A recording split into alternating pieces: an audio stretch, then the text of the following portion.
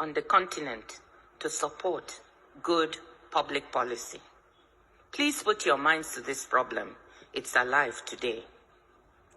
My second example has to do with a very specific one in my country, the cleanup of the fuel subsidy regime in 2012 during my second stint as finance minister.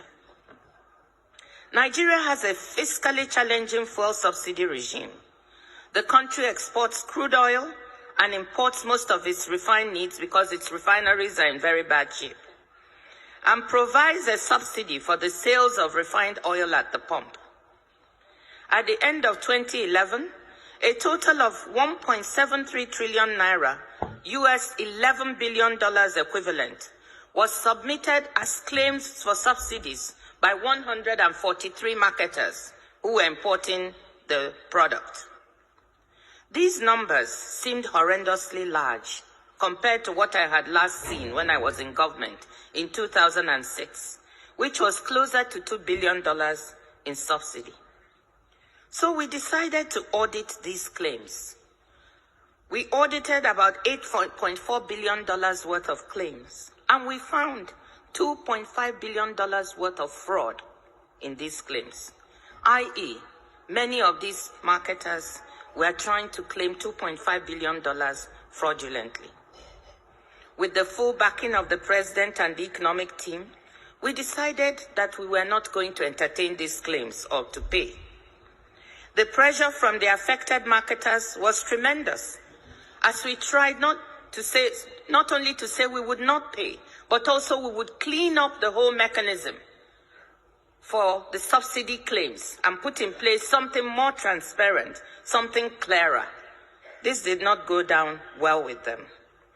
When we stuck to our position of non-payment and implementation of the new verification regime, these strong and well-connected vested interests were angered and seemed to blame me personally for this. There were personal consequences. My 83-year-old mother, a retired professor of sociology, was kidnapped by 4 young men and held for 5 days. Keeping her wits about her as she was totally terrified, she asked them why she had been kidnapped. And they told her, quote, "Because your daughter, the finance minister, refused to pay oil marketers their dues." The kidnappers, negotiating with my brother, demanded my resignation publicly.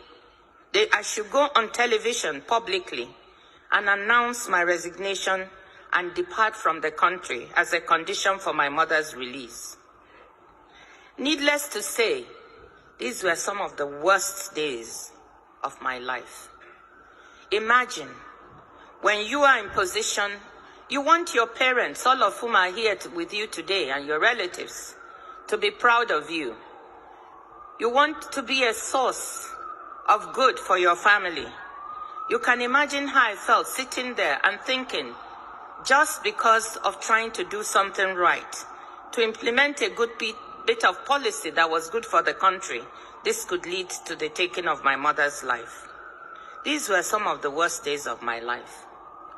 With my father's support, the firm resolve of the president, we all decided I should not give in to the blackmailers, and I refused to resign.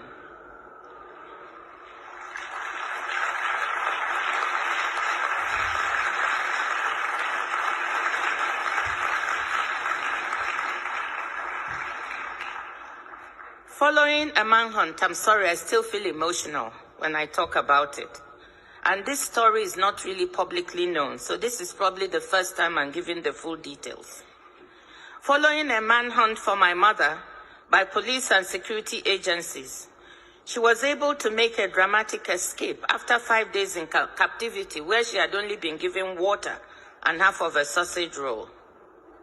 So here was a well-justified cleanup and reform of a policy, but implemented in a dangerous reform environment where the losers in the reform, well-entrenched vested interests, decided to fight back to derail implementation. The decision not to resign was a very difficult and risky one. As it turned out, it worked. But there are days I ask myself, on my down days, what if it hadn't? What if they had gone ahead and murdered my mother, as she overheard them planning to do, with one of their handlers on the phone? Could I have justified trading off firmness on policy and standing up to blackmailers, implementing a good piece of public policy for my mother's life? What decision would you have made? Faculty, what decision would you have made?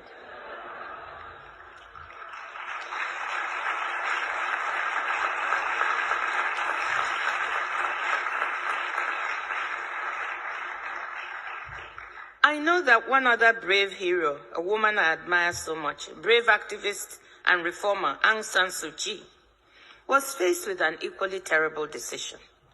Leave Myanmar to be with her dying husband in England. I'm sure you all know the story.